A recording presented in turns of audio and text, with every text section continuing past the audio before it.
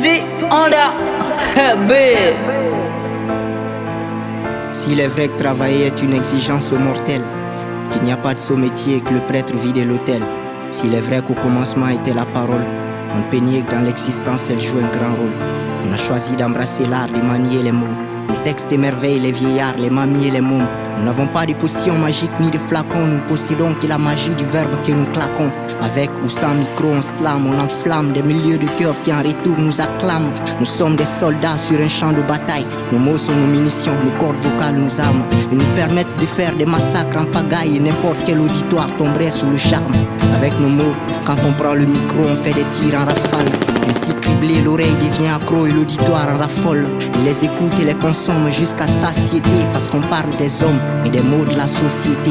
En toute beauté, dans l'ataraxie, on s'exprime avec la langue des dieux. Notre poésie fait secouer la galaxie, l'univers, la terre et les cieux.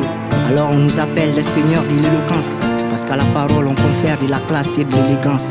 Nos mots pèsent et bien sûr c'est sur nous que leur poids traîne, parce que ça c'est ce qu'on fait et on s'en tape la poitrine. Peut-être que ça ne nous rapporte pas de salaire, mais on fait vivre le monde à travers nos poèmes. Et si malgré nos textes nous gisons dans la galère, c'est parce qu'on a choisi de vivre cette vie de bohème.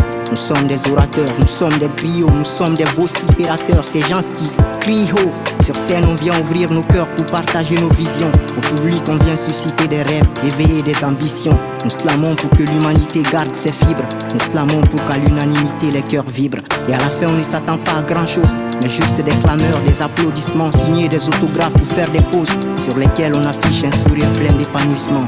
Et pas d'attitude réprochable, l'objectif est spécifique. Nous sommes des gens aimables, bien élevés et pacifiques. Mais offensés, parfois il arrive que nos mots blessent. Les malheureux qui ont le malheur de s'en prendre à la noblesse de notre art. Or, on s'exprime avec le plus de respect qui est possible. Croyez-moi, il n'y a personne en particulier que nos mots ciblent. Mais à ceux qui pensent que slammer c'est juste rimer des vers qu'on vient ensuite déclamer en peignant des émotions, retenez bien que vous avez tout compris. Mais de travers, chaque métier exige l'amour, la maîtrise et la dévotion. À ceux qui estiment que le slam est un truc de flemmard, sachez que la caravane reste calme face à l'aboiement du clébard. Au slam, nous nous sommes livrés corps et âme. Ce tard, nous l'avons délivré, messieurs, mesdames. Délivré du boycott, du mépris, de la diffamation.